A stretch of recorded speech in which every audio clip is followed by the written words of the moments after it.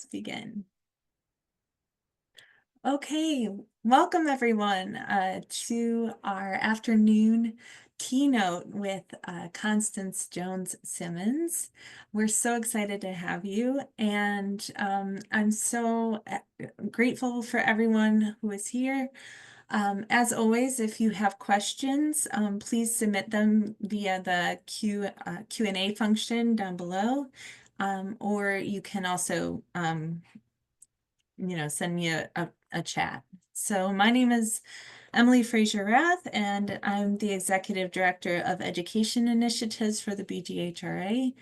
And I am very honored and blessed today to introduce our keynote speaker. So Constance Jones Simmons is a two-time Emmy-nominated TV personality who currently works at NBC6 WTVJ in Miami, Florida, as the weekday morning news anchor or co-anchor at 5 a.m. and at 6 a.m., so super early.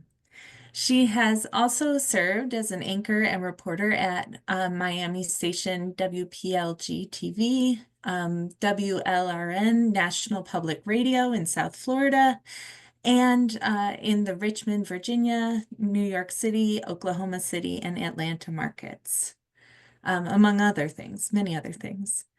In 2022, Jones was honored by the Society of Professional Journalists and by the Florida Association of Broadcast Journalists for breaking news coverage of the 2021 Surfside condo collapse.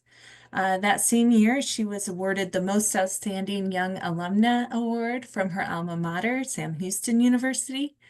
Jones has also been honored by the National Academy of Television Arts and Sciences and the Texas Associated Press for her reporting work, and has received multiple awards and recognition from several regional chapters of the National Association of Black Journalists for excellence in news reporting.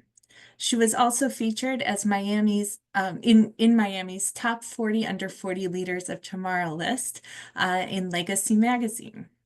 So throughout her broadcast career, Jones has reported on many important and high-profile incidents and events, like the 2010 earthquake in Haiti, President Barack Obama's election, the BP Gulf oil spill, and as we'll hear about in detail today, the debut of the NFL in Germany, which occurred during the 2023 and 2024 season in Frankfurt.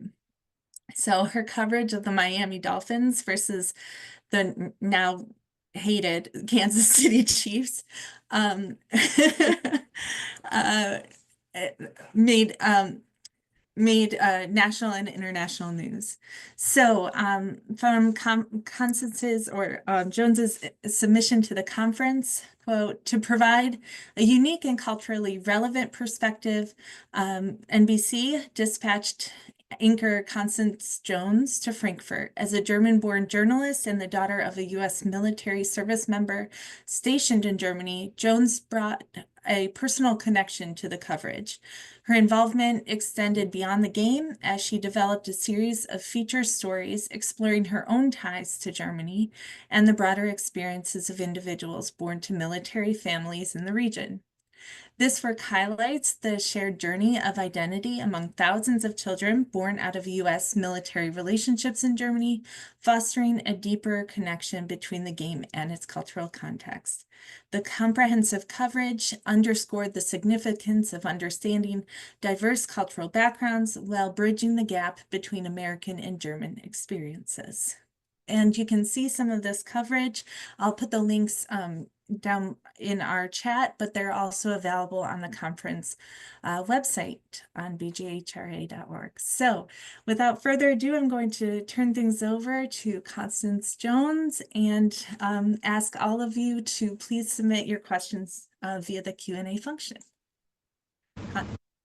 All right, Emily, thank you so much. I really appreciate that that full introduction. I would have had to abbreviate it a little bit, but I do appreciate all of that and for you sharing this. I am so honored to be here today.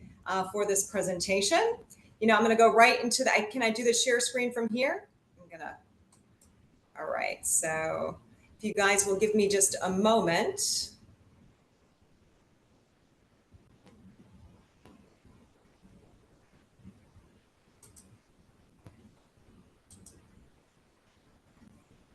Okay.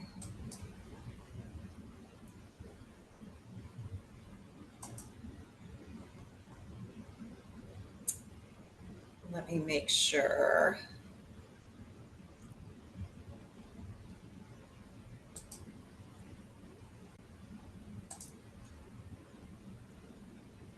All right, you guys, give me a quick moment. I want to make sure all of this is good.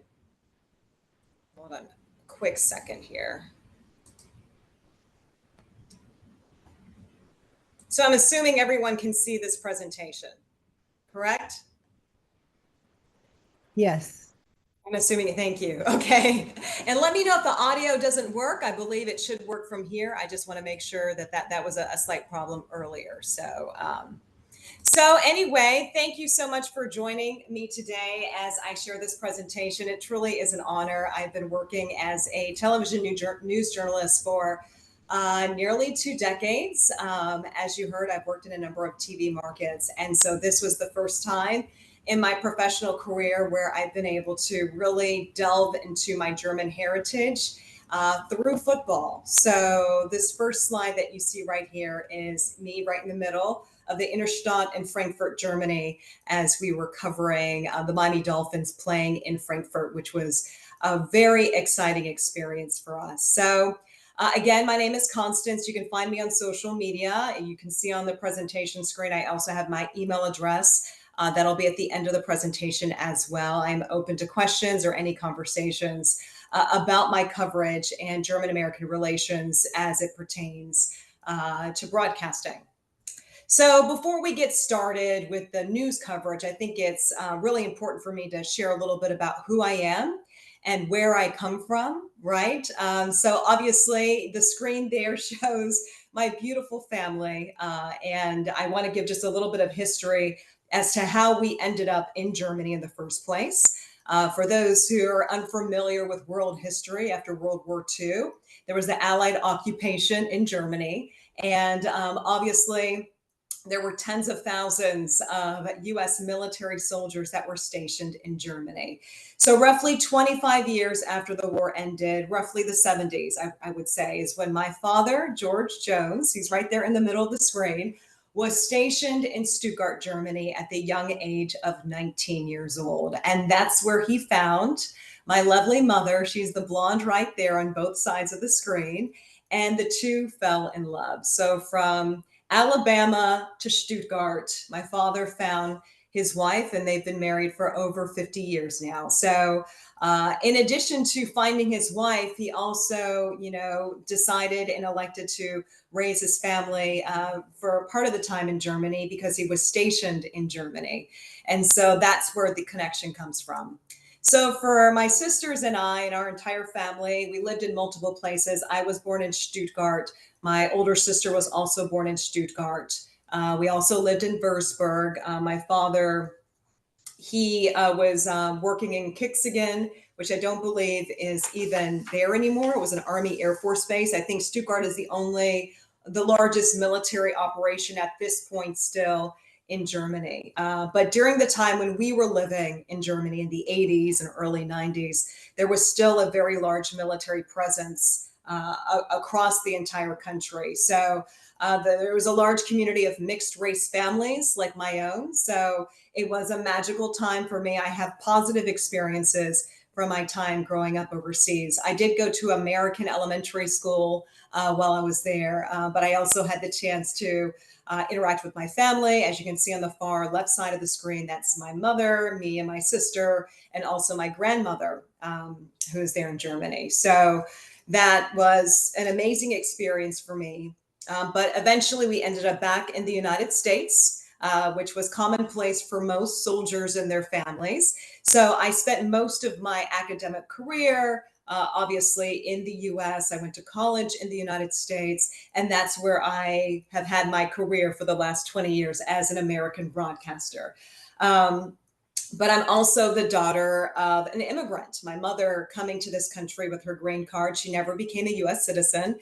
That was always something that was very close to me when I had to cover issues regarding immigration. You know, you don't have to be from Germany or from Mexico or Latin America to understand the complexities of immigration. So I carried that with me into my role.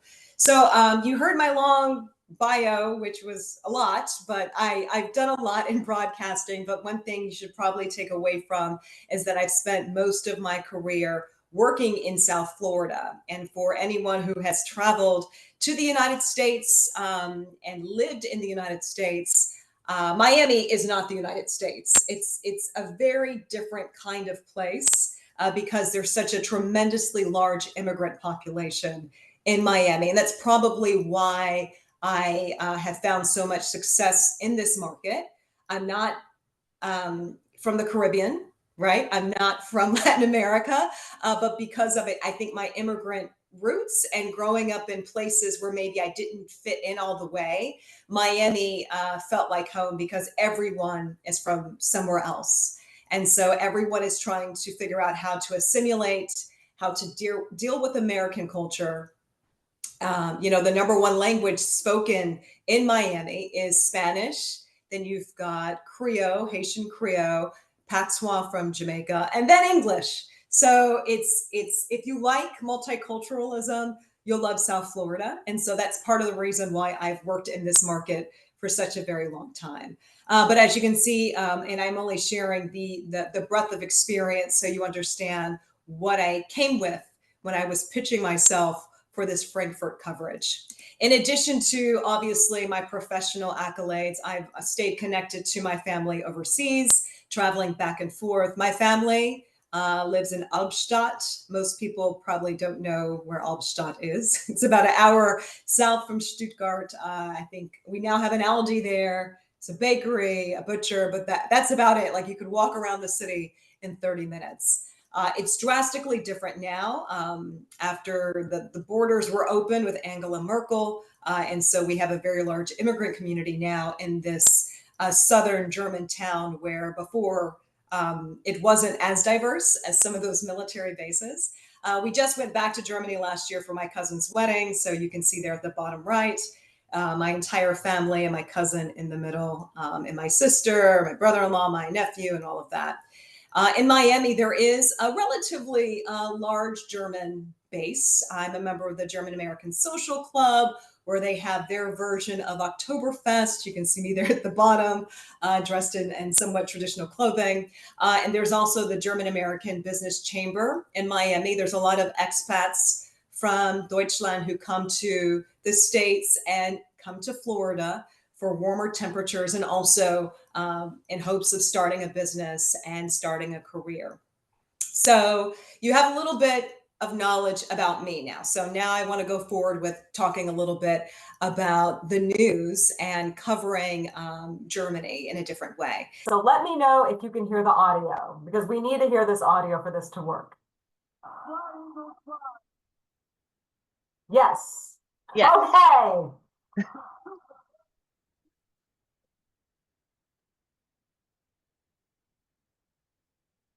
Okay, now, okay.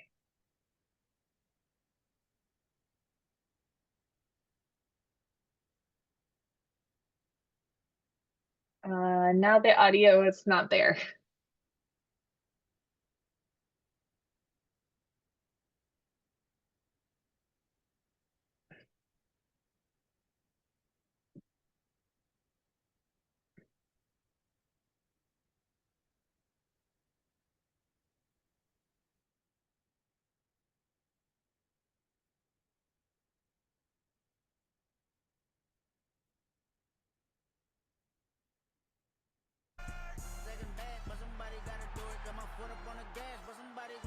We got it now.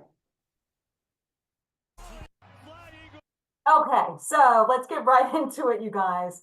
Sorry for the technical difficulties here, but I really need you guys to be able to hear my coverage while I was in Frankfurt, Germany. So obviously, just a few weeks ago, we had the Super Bowl here in the United States. Big deal. That is the biggest news story that we were covering. And the viewership shows that. As you can see with these numbers, over 127 million people tuned in to watch the Super Bowl. That is the largest amount of viewership that they've had with the Super Bowl to date.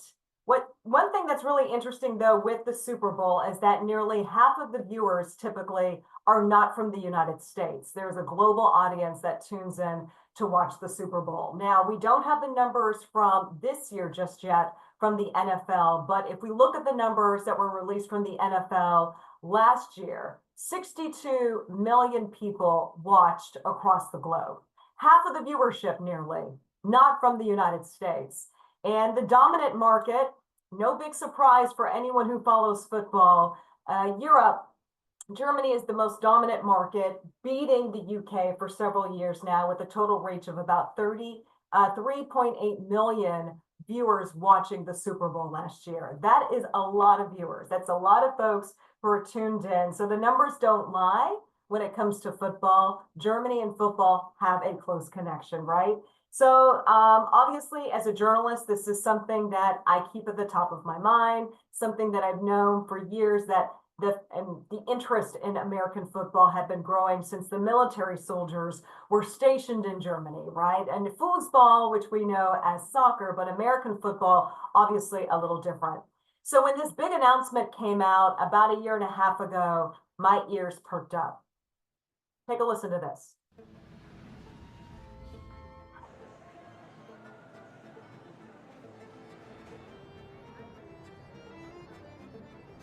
This game you expected to be in Arrowhead, it's going to be in Frankfurt, Germany. The first game ever in Frankfurt. Sunday morning in Germany. It's going to be so fun, man. Get up early, get your coffee. Can't wait for this game. They are ready for their matchup against the Chiefs. Go Dolphins! Any opportunity for us to play a team that has been to the Super Bowl within the last couple of years, I think that's always a great challenge. It's the world tour for the Miami Dolphins. So each and every city that we go to, we got to perform. You feel me? It's caught. Tyreek Hill. Jalen Phillips coming with some heavy heat. Mostert waltzes in over the middle, wide open. Waddle's gonna waltz in. Obviously big implications, but we just prepare for it like we do any other week. Jalen Ramsey. He's got his first pick in his Dolphins debut. I told y'all I was gonna put on the show for y'all today, man. All right, so there you have it. So exciting. My Miami Dolphins and also my Germany, Frankfurt, Germany, coming together for this epic game. And for anyone who follows the NFL, you know the Kansas City Chiefs had some heavy hitters during that game. And the Miami Dolphins, we were playing a pretty decent season until then. So there was a lot of excitement that was growing. Obviously in South Florida, we were excited to hear about this big matchup. But the excitement was, you know, it was a little lukewarm, you know, until we did a little bit more research into it. Now, a few months prior to this big announcement being made, I was actually a guest on a German sports podcast.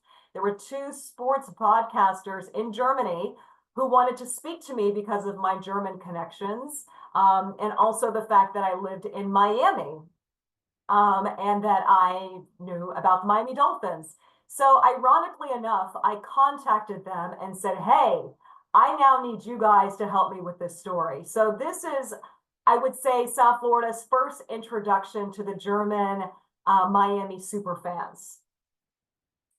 All right, with the announcement of the 2024 football season came the big news that the Miami Dolphins annual international trip, well, it was going to be in Frankfurt, Germany. This is big news for Dolphins fans across the globe. In fact, I got to speak to two German bloggers about this exciting experience.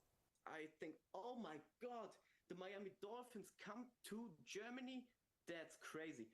And every football fan here in Germany gets crazy too. German sports blogger Marcel Janota is what you call a super fan. It was our first vacation in Miami, and we visited the game from the Miami Dolphins, and yeah, we fell in love with the Dolphins and Miami, and that's the reason why we go to Miami every year. He even proposed to his girlfriend at a Miami Dolphins game. And made some South Florida connections with our own NBC6 editor, Frank Adelson, who introduced him to tailgating. So rauskam, Dolphins-technisch. Marcel hosts a German sports podcast on Twitch with Hendrik Biederstedt. They had me as a guest just a few months ago. Okay, so warum bist du eine Dolphins-Fan? Mein Bruder war vor über 20 Jahren 2 Jahre in Florida. For over 20 years, I'm a fan of the Dolphins. Watch the games on television. When the big announcement came that the Miami Dolphins would face off against the Kansas City Chiefs in Germany in November, well, they could barely contain their excitement. Incredible news. I don't think any time about that the Dolphins come to Germany. Also meine Frau und ich Dolphins-Fans geworden sind und seitdem fahren wir jedes Jahr nach Miami zu den Footballspielen von den Miami Dolphins. So what about those Dolphins taking the big trip to the land of Wiener Schnitzel?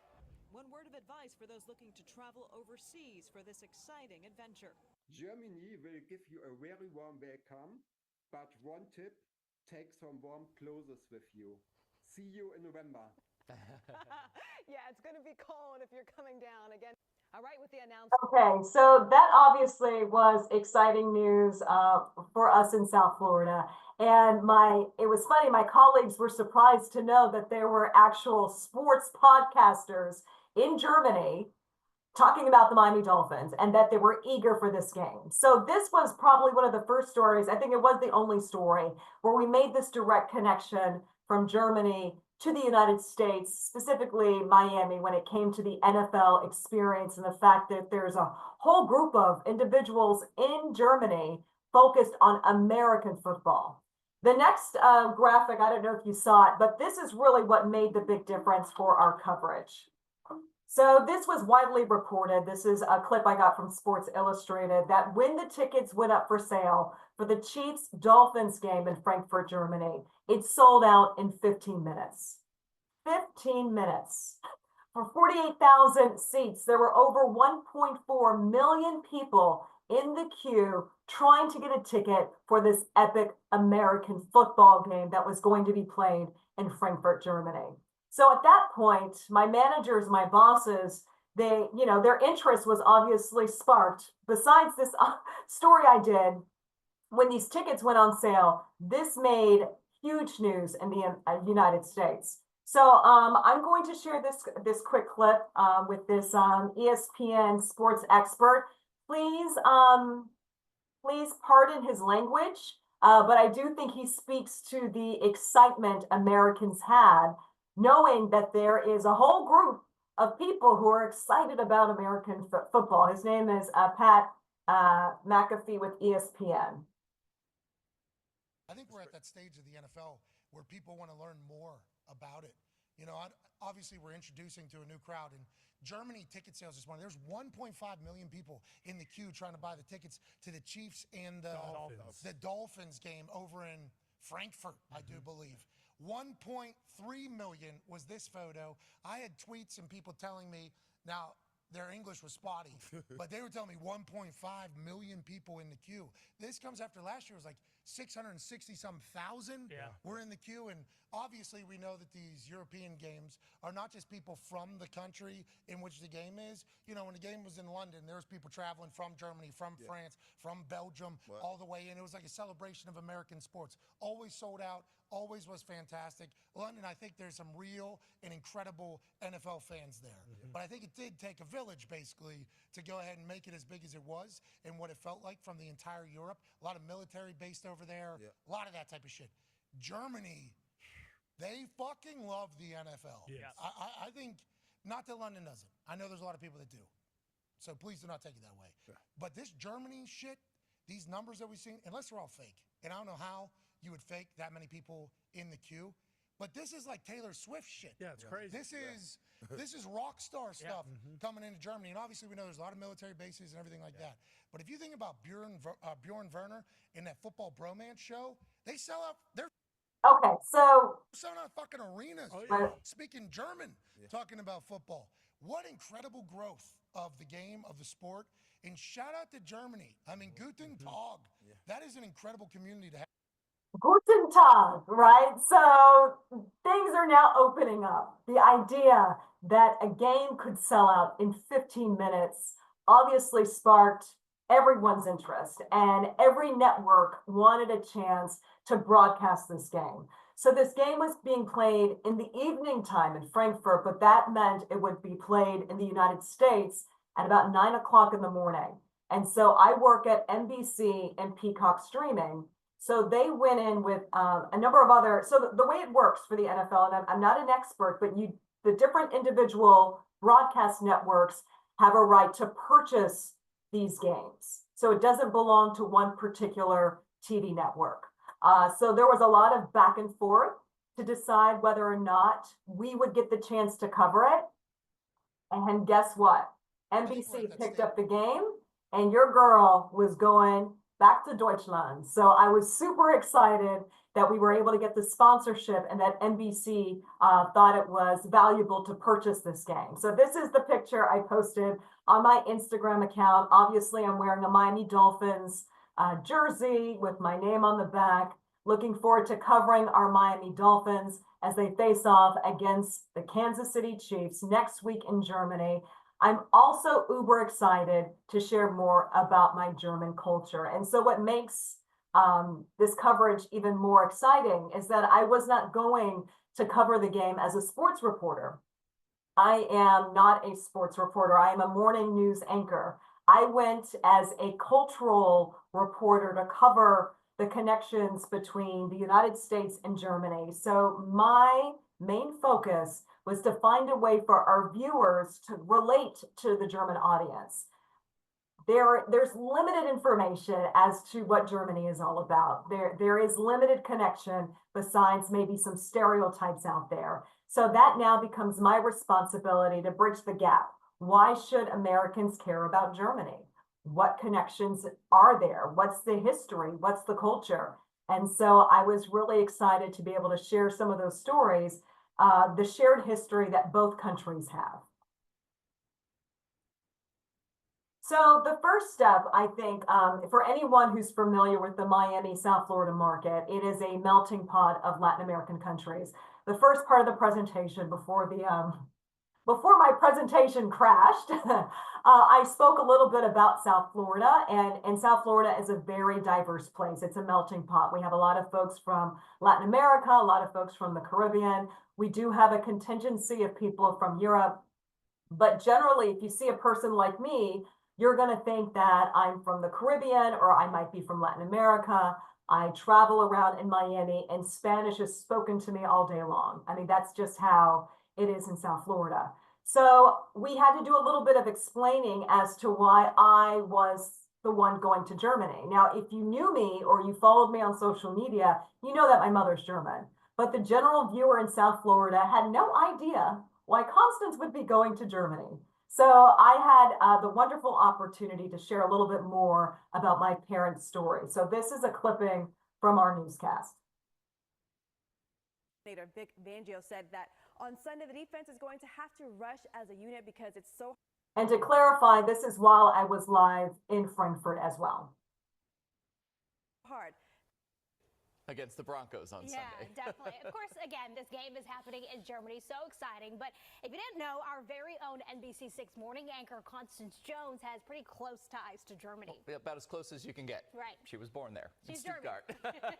Her family is like tens of thousands of other American families, has a military connection to our country. My father was stationed in Berlin. Her father was stationed in Germany. It's a relationship that still exists today. Soldiers working and raising their families overseas. So she joins us live this morning with her family's story, and it all began not far from where you are standing right there, Constance.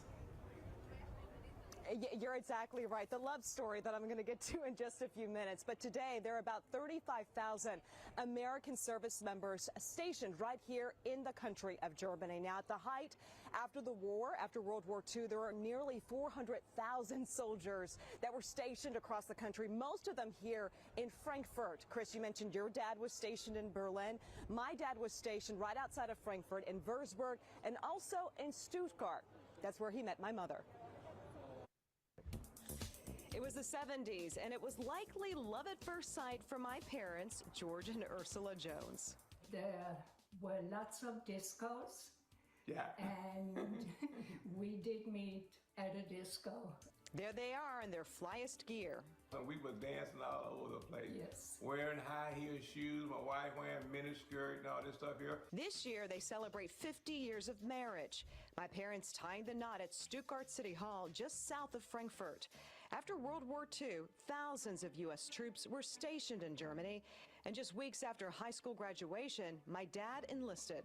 Instead of sending me to Vietnam, they sent me to Germany.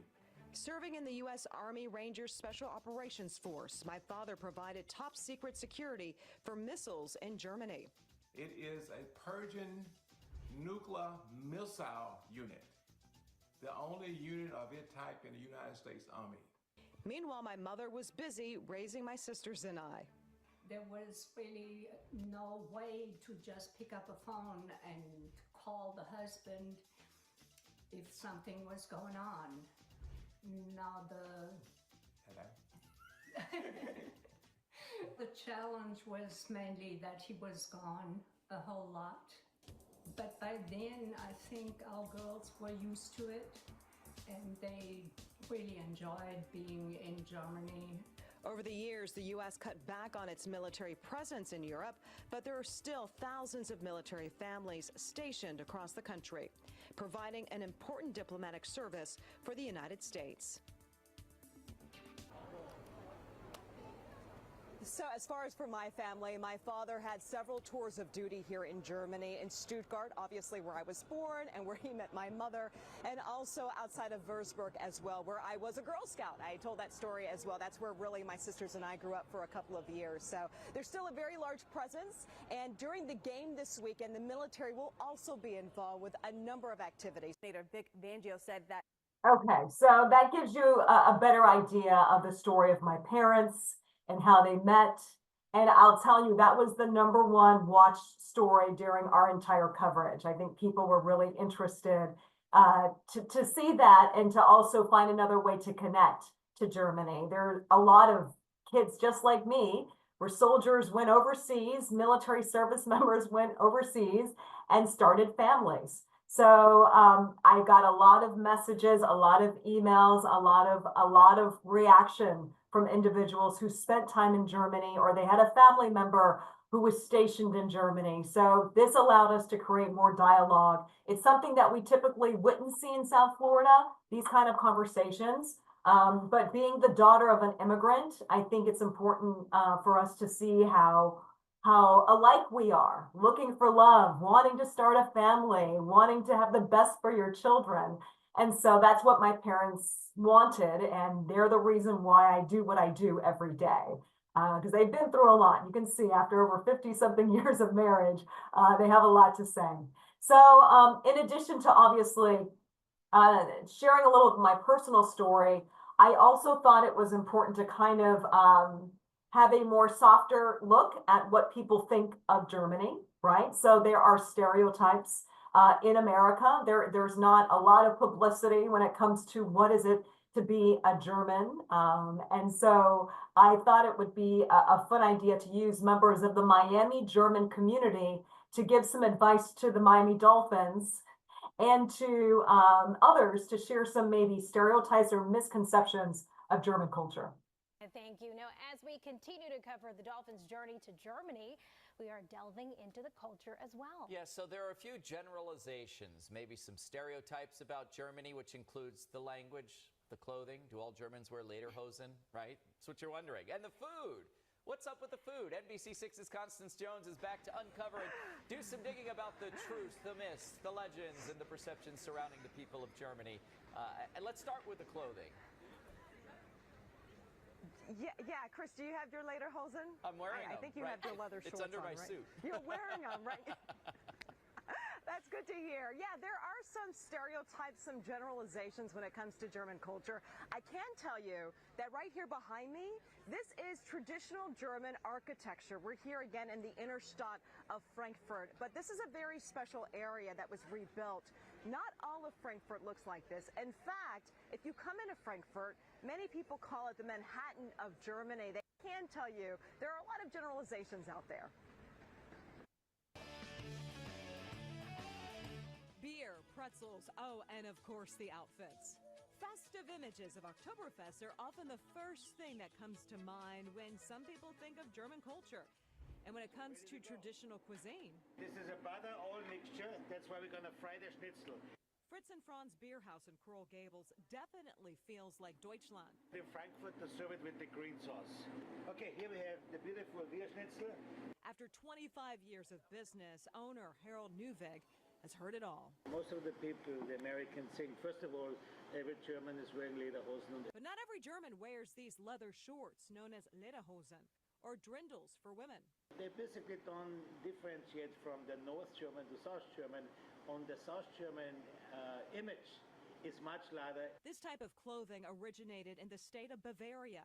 But where my family comes from, the Black Forest area known as Schwarzwald, the folk clothing is more conservative and sometimes includes these headdresses with red pom-poms. I come across being harsh by being more like, okay, I don't want to tell you 3 times the same thing.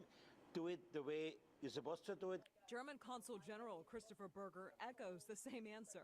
Germans, I mean, we do have a habit of getting to the point fairly quickly. Other parts of the country, people, can take offense and feel like we're being rude. We're not rude, we're really nice people, but yeah, we tend to get to the point. Also, if you go out to a restaurant, be prepared for a slightly warmer drink. The team chef needs to call the hotel ahead of game and say, listen, we need a ton of ice. Dolphin fans might need some extra ice for that soda. It's a trend that you'll find across Europe. I have the same thing, and I go around to my family, and I'm ready to bring my ice with me, because nobody has ice. And before you have to go, it's not a myth, it's a fact. Most public bathrooms require change to use it. It's always a logistical issue. People get very serious about always carrying a little change in their pocket in order to be able to do that. Because sometimes we end up, they need money to go to the bathroom. One final thing you might notice if you travel overseas, it's called the German stare. If you speak with a German, they want your full attention. I've noticed it was moving here, noticing, why don't these people make eye contact, And I thought it was very, impersonal and, are people afraid of me? Or, do I have something in my face that, they're embarrassed to look at? So for us, it's just a way of, letting the other person know that, you've noticed them and you're acknowledging them. Yeah, the German stare. The first time my husband came with me to visit my family here in Germany, we were on the train and he was like, everyone's looking at me. I said, yeah, they look at each other. That's what they do. Okay, so understanding some of the culture, that was kind of a fun piece, right?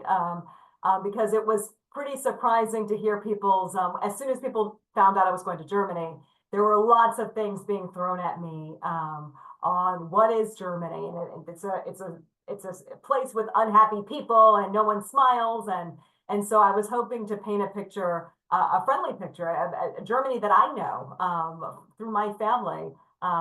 There's obviously there's the media and we know of different news reports, but there's also some interesting quirks for those who are from Germany that's worth talking about, right? Thank you. No, so in addition to that, I think one way that we can really connect with people, no matter what your background is through food.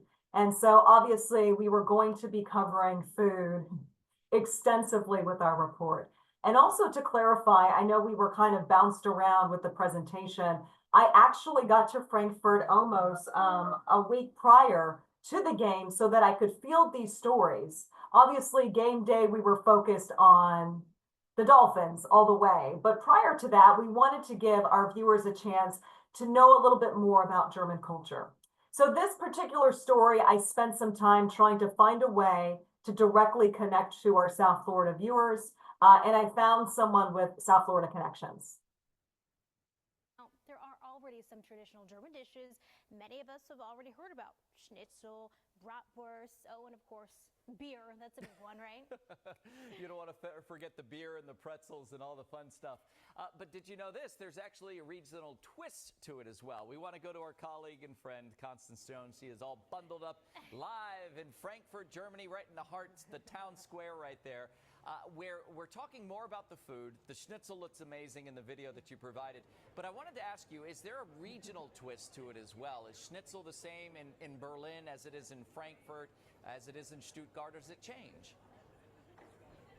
And just like the barbecue in Memphis, when you lived in Memphis, is different than the barbecue in Texas, it's the same thing here in Germany. By region and region, it changes. There's different sauces that they use. We were lucky to find one of the oldest restaurants here in Frankfurt, and guess what? The owner has a connection to South Florida. Sizzling fish and plenty of schnitzel served with a special topping. We are known for, in Frankfurt, it's very special, the green sauce. These are 7 different herbs. Along with the traditional German palate-pleasing offerings, Sabrina Wagner from Apfelwein Wagner says a time-honored Frankfurt drink keeps crowds coming in. We don't serve beer, only apple wine. It's similar to cider. A doctor one time said to me, drink an apple wine a day, keeps the doctor away.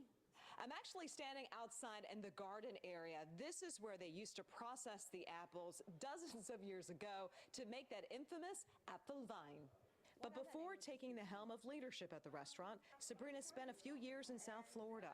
Her father was a professional soccer player and spent time with the Fort Lauderdale Strikers in the 80s. And he got a phone call from a coach in the States, and he asked Bernd, his name was Bernd Holzenbein, do you want to come and play in the States?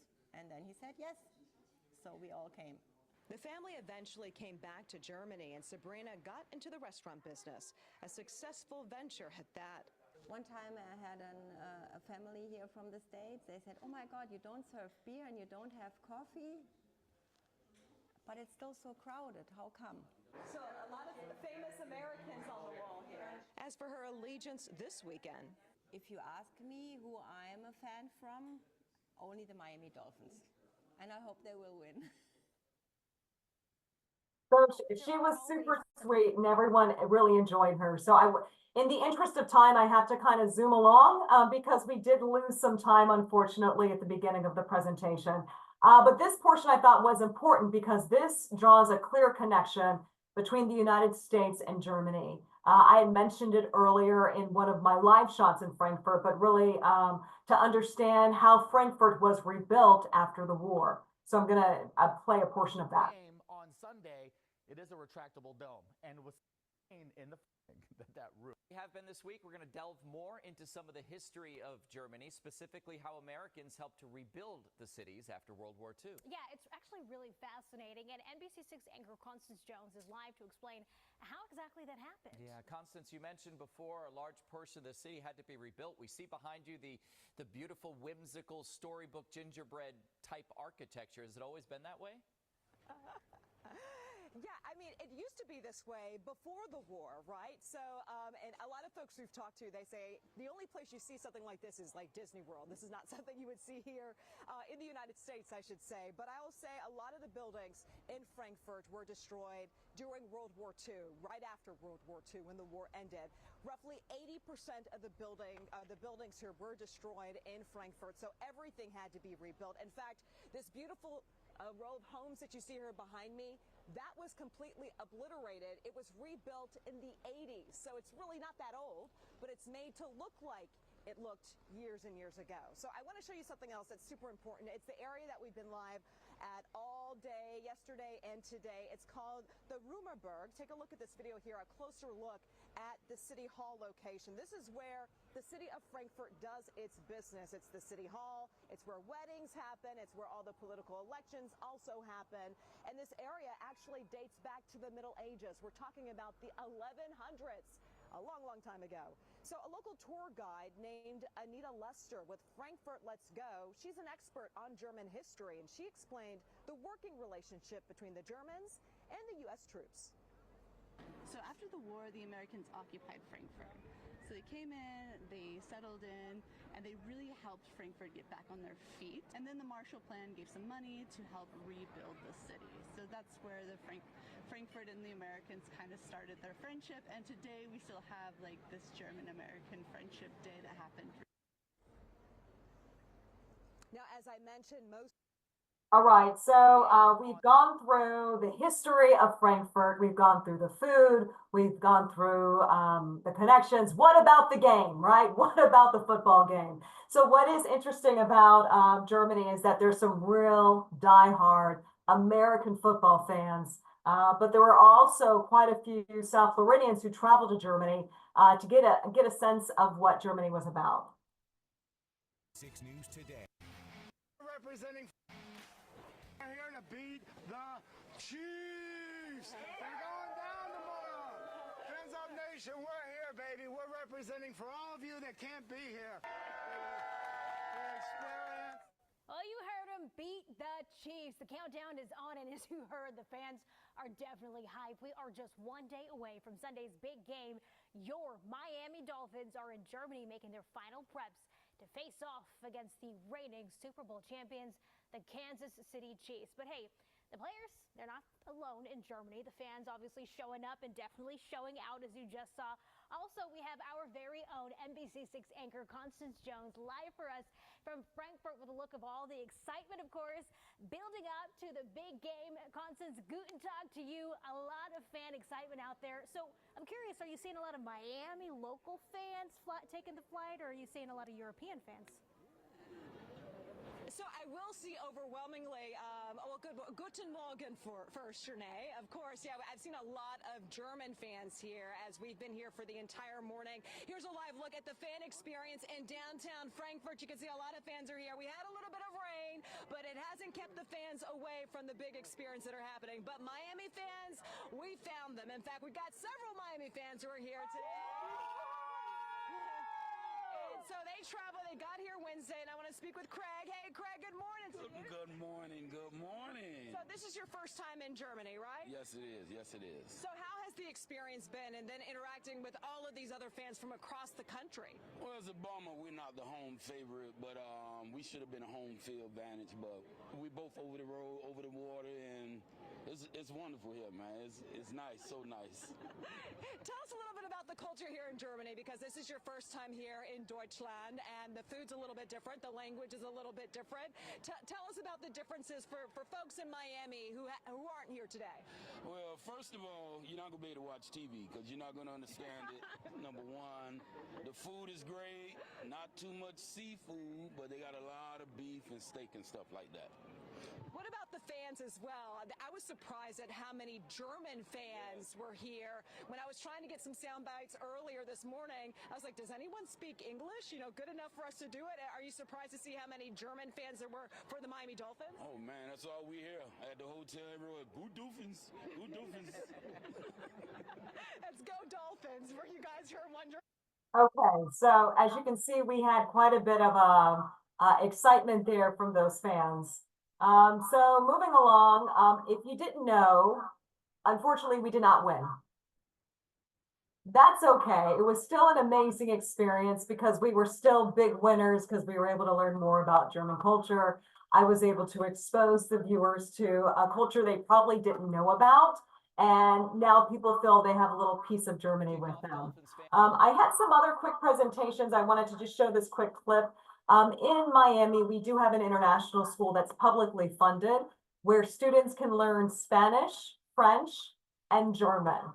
And so obviously for this game, we were able to highlight that program, and we put this cute kid on TV who wanted to teach the Dolphins players a little bit of German before they traveled. Did you know that German is very easy to learn? Garten is garden, Gras is grass, Haus is house, Buch is book, Bruder is brother, and most important, Delfin is dolphin. Yeah, he makes makes it so easy, right? Super easy. We also So I did a little piece to highlight the German program there that we have here in Miami. In addition to that, we also spent some time highlighting the Frankfurt Galaxy. That is a German American football team. There's a whole football league in Germany for those who know or don't know. And since we were in Frankfurt, we wanted to highlight the team. That was actually where the Miami Dolphins were practicing, the same area where the Frankfurt Galaxy typically practices. We also spent some time trying to find other ways to connect to our viewers. We highlighted the Galaxy cheerleaders. We have a staff member at our TV station who's a former cheerleader, so I'm going to play a little bit of her story. The red, white, and blue, we are all used to seeing professional NFL cheerleaders here in the United States, like the Miami Dolphins cheerleaders, right? But there are also cheer teams overseas that actually boost the entertainment in the European League of Football. Interesting. And yeah, it is interesting. And NBC6's Joanna Torres knows a lot about this. Yes. She had a chance to speak to a cheerleader who knows what it's like to be a professional cheerleader overseas. But you too experienced that when you were cheering for the Dolphins. You got to go to London. I got to go to London. That was an incredible experience to be able to go to overseas and experience that. So I had to get to know this girl and be like, so what's it like overseas for them, right? Well, she says these two worlds share common ground, whether you're in America or across the ponds. Check it out.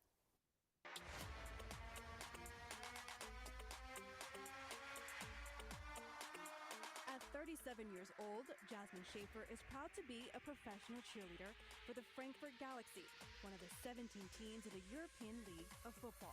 Once you go out and you start performing, it's like constant. One day of performance, and just you don't have time to think about it. It's just great. Jasmine has just finished her second season on the team and has been in love with dance since the age of 13. All right, so that's just a quick clip. Unfortunately, we don't have a whole lot of time, but I'm happy to share all the coverage that we've had leading up to the game. There were dozens of signed stories that we were able to do, and each of those stories played a really important role. So obviously, I guess some of the bigger takeaways that some may be wondering, you know, what happened with all of this? Obviously, this created a deeper connection to our viewers, our Miami viewers, with Germany. It also helped to showcase German-American heritage in a way that we normally don't see in South Florida, which is also pretty cool and also important. Also, you know, the next big thing, is this going to continue? Yes. Start your video. Sorry. So will this continue? Yes, obviously it will. We will continue to see football games played. There's a lot of excitement for more games to be played overseas. The Indianapolis Colts will be playing in Berlin. And there's even a meme that went viral Super Bowl night with Berlin hosting a regular NFL season game. So again, thank you all very much for listening to my presentation today. I'm going to switch computers rather quickly because my audio is a little wanky here. I'll be right back. I apologize again.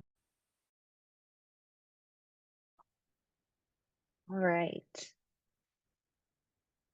Well, thank you so much. And while we're waiting for her to switch over, if anyone has any questions, this would be a wonderful time to enter them down below in the Q&A function. And also to, you know, follow Constance on her Instagram account and so on. All right.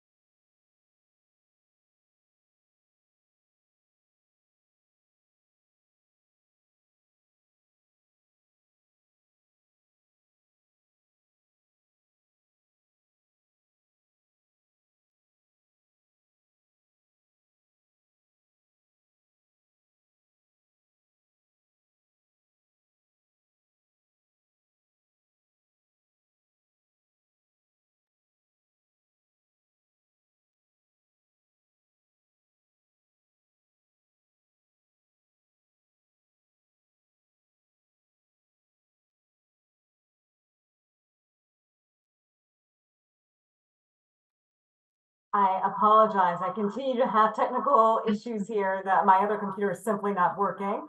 If anyone has any questions, I am more than happy to answer. I apologize for the audio in advance.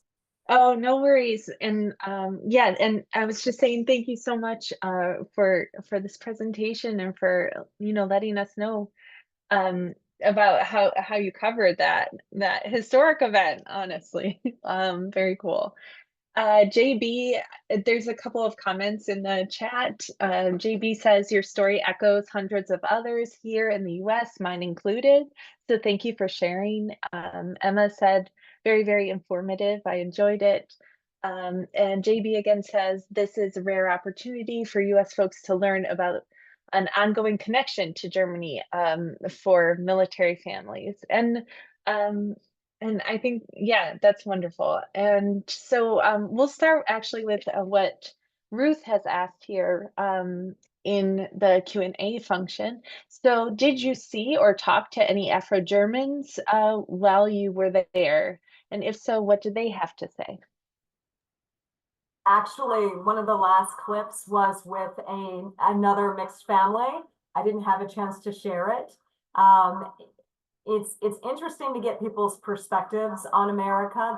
There's a element of fear of the United States generally when I talk to people and they've never been to Germany, and my family included. The United States. My family's afraid to come to the US, unfortunately. So I try to encourage them to travel and to see how the world is different in different places. Most people are a little shocked when I start. My German is that of a 5-year-old, but I can't speak enough to hold a conversation. And so they're often surprised, but also excited to know that there are Americans who are Germans and have German connections. So generally it was a little bit of surprise, but a welcoming spirit for sure. Thank you. Wonderful. I have a question. So first of all, I just want to say it's wild when my lives cross, because Pat McAfee's voice echoes through my house every freaking day of my life because my husband listens to him all the time. But football maybe aside for a minute, how does it feel? Do you identify? I know you identify with your German side and you identify with your American side. I'm wondering if you do have an identification at all with the Black German sort of identity that we celebrate and highlight here, and sort of along with Ruth's question, then this connection between Black Germans and Afro-Germans in Germany and Black Germans and Afro-Germans here. How do you see yourself and your identity there? So the face of Germans of color or Black Germans has changed. So when I was a child, if you saw a person that looked like me in Germany, you would point and say, oh, that's an American, because there was such a large military presence when I was there as a kid. But then going back as an adult, obviously there's a different group of people of color that are now in Germany, right? And so the conversations are really different versus the military and an immigrant community. Through social media and through YouTube and through Instagram, I feel a kinship and a connection to other Germans of color, and really the same issues they may feel over there is what I feel here, not feeling fully accepted because of my skin tone or my history or not being German enough. The issue is still the same for the Black community, not being Black enough, right? And so just learning just to be who I am and celebrate what my parents have raised me to be, that's something that I think really didn't matriculate, at least professionally, until my 30s. I didn't meet a lot of my family members in Germany until my 20s as well. I mean, it was difficult for members of my family to maybe accept us, right? And I think a lot of people have those painful stories. And so that's how I find relation, because a lot of people of color have felt rejection in some form or fashion. I know I have. but I try to focus on the positive and what joins us together. I also try to do a better job at claiming my German side. In America, I'm automatically classified as a Black woman. But more recently, in the last decade, I have aggressively made efforts to make sure people know who I am, where I come from, the strong history I come from. And I think that's something that other Afro-Germans, no matter what your history is, there is something that connects us all. Yes, thank you so much. Rosemary would like to ask you a question. She had to step away just for one moment. She would like to ask, what does it mean for you to be presenting to an international German community? I mean, right now we have all sorts of people from Germany, from the U.S., scholars of German studies, German, Afro-German people, Black German adoptees. So what does this mean for you? This means a lot, and I was so upset that the presentation failed in the beginning for 15 minutes. And I'm thinking of my German grandmother. Everything needs to be perfect. Here I go, already messing up. But no, it definitely feels important to share all of our stories. We all have, the diaspora. I don't know if that's appropriate to say for everyone, but I think we all come with different, I don't want to say baggage, but we carry different transgressions from our past. My grandfather was a part of the German army, and then my mother married an American soldier, so these are stories that are important to share, right? And it feels special that there are people who are interested in hearing my story, and to know that there are people who share similar stories. I'm reading the chat, and it feels very special to see people who've gone through the same things as me, who also have a German connection. And so this is a very special opportunity for me, for sure, today. Yes, thank you. And it's very special for us to have you here and to hear your story. Do you consume any German media, or read any German books, or watch any shows, or that sort of thing? Yeah, so Instagram has been one of my my bigger ways of trying to find more regular conversation outside of like taking German classes. Deutsche Welle is of course #1. We do not have that luxury of journalism here in the United States. I'm always so impressed with the type of content and how vast the news is covered. Obviously, Germany is a different type of place because you're close to so many other countries. Where in the United States, we're kind of isolated.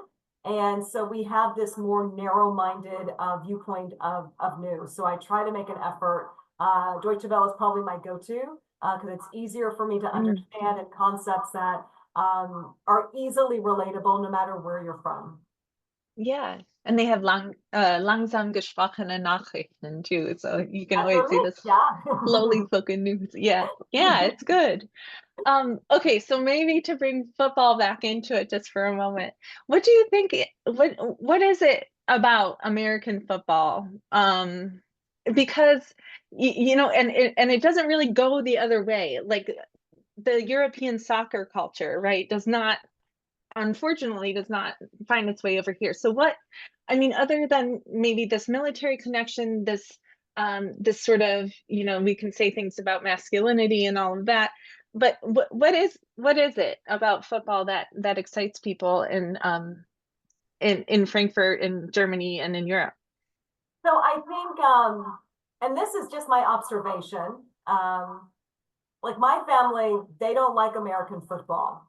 They're a little older, but I do think the newer generation who can connect to streaming, I think that really has helped after COVID, and a lot of people have gotten used to the streaming app. That's when football really blew up. It has been more recent. Football was introduced through the military, through soldiers like my father. My father played football in high school, and I know they played on base. But I will say technology, cell phones, these are things that have helped, I think, to really open the world. I also think it's a weekend sport. And so in Germany, this is something else that maybe people can watch besides soccer. Soccer is a little predictable at times. And people are looking for more conflict, right? I think football, there's so many different teams. You don't know who could win. This person can get injured. And not to speak against any soccer fans, but I do think it's a whole other sport to watch. It's a totally different kind of play. And so I think that the younger German audience, I mean, the numbers clearly show it, that there's a lot of younger Germans who are tuning in and watching it live on live streaming apps. That's a great point. Yeah, live streaming, I'm sure, has done a lot. Good. Well, wonderful. And I'm very sorry about the technical difficulties that we had, but I'm also very grateful that we did have the time that we had to chat a little bit. And we look forward to, keeping in touch with you and to seeing how, how we can support your work going forward too. And yeah, I think we've gotten all of the questions and everything, but if anyone wants to reach out to Constance, please do on her Instagram or via email, right? Yes. Yeah, and thank you all again for joining us. And we're gonna take about a 15-minute break, and then we'll be back with the final event of today, which is a panel discussion. So thank you again. And there's her email in the chat. All right, thanks again so much. This was great, and I'm sorry for the 15-minute. Yeah, but it's okay. It happens. Thank you. All right, we'll stop the recording.